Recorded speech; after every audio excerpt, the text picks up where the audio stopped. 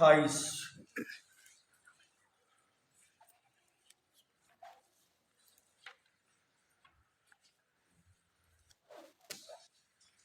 آیت نمبر 37۔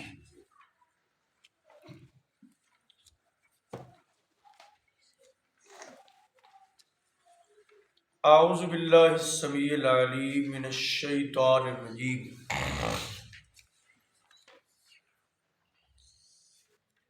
بسم اللہ الرحمن الرحیم۔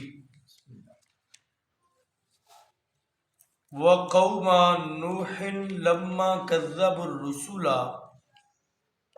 اغرقناهم وجعلناهم للناس آیہ وَأَعْتَدْنَا لِلظَّالِمِينَ عَذَابًا أَلِيمًا وَعَادًا وَثَمُودَ وَأَصْحَابَ الرَّسِّ وَقُرُونًا بَيْنَ ذَلِكَ كَثِيرًا وَكُلًّا ضَرَبْنَا لَهُ الْأَمْثَالَ وَكُلًّا تَبَّرْنَا تَتْبِيرًا۔ صدق اللہ العظیم۔ وَقَوْمَ نُوحٍ لَمَّا كَذَّبَ الرُّسُلَ، اور قوم نوح ان کا تذکرہ خصوصاً جب انہوں نے پیغمبروں کو جھٹلا دیا۔ اغرقناہم، ہم نے انہیں غرق کر دیا۔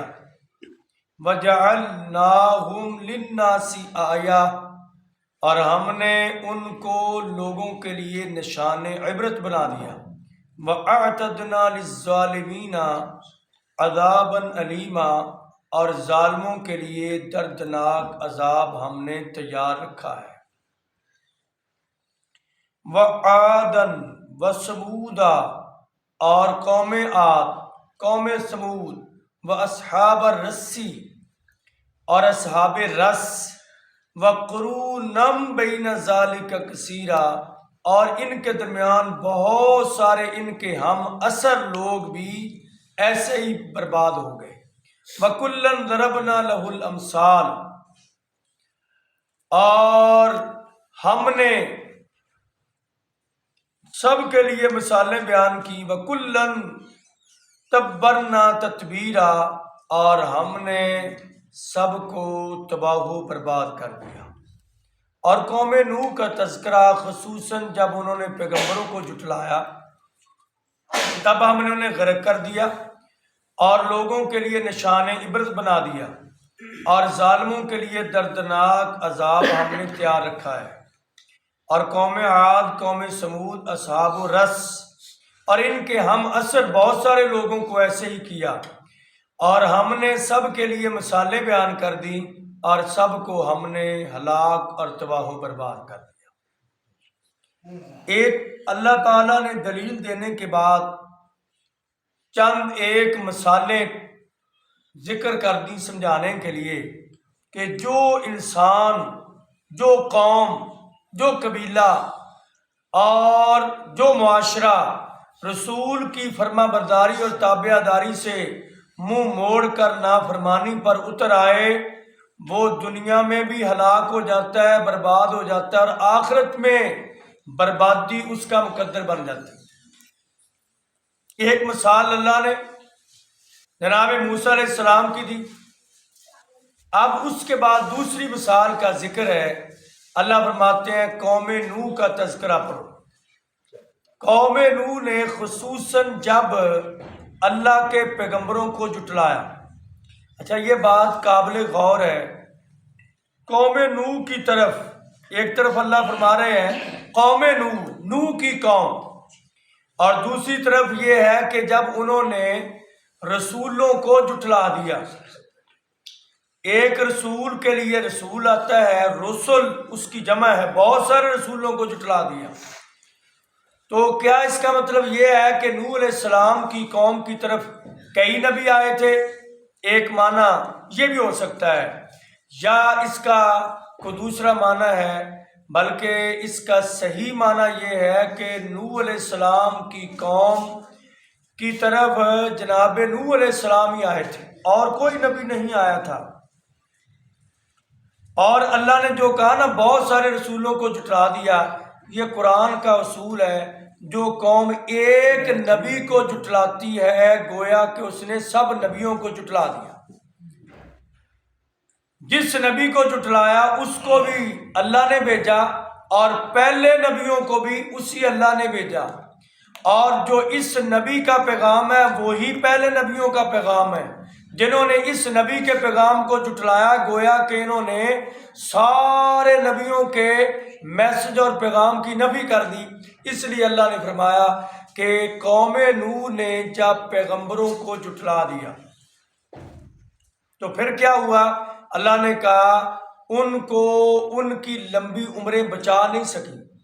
جناب نوح علیہ السلام 950 سال تک محض تبلیغ کرتے رہے، اور قرآن نے سورہ نوح نے ذکر کیا کہ دعوت قومی لیلم و نہارا، میں نے دن نہیں دیکھا رات نہیں دیکھی، ہر وقت ان کو اللہ کی توحید اور تبلیغ کی، لیکن پھر بھی یہ باز نہیں آئے۔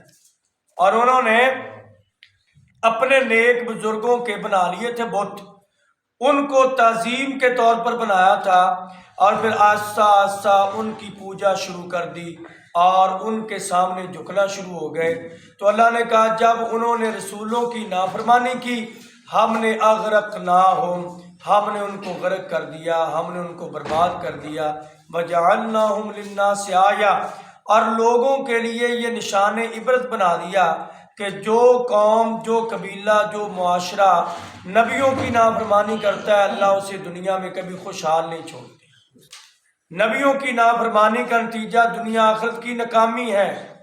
اور آگے اللہ نے قوم عاد کا ذکر کیا، قوم سمود، اصحاب الرس۔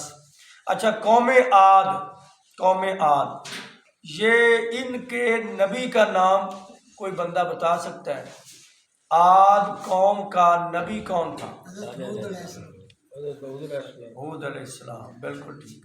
اور یہ کون سے علاقے میں آئے تھے؟ عراق۔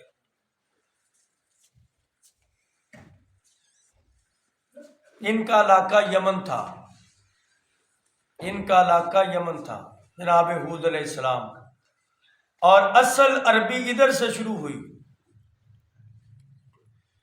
تو قوم سمود ان کے نبی کا نام کیا ہے؟ صالح۔ اور ان کا علاقہ کون سا تھا؟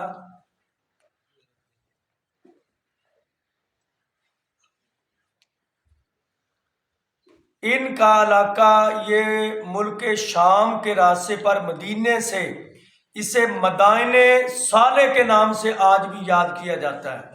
اور اصحاب الرس یہ نیا لفظ ہے، اصحاب الرس کنویں والوں کو کہتے ہیں، اور یہ کلیئر کسی قرآن یا حدیث یہ صرف قرآن میں 2 مرتبہ آیا، ایک اس موقع پر اور ایک سورہ قاف میں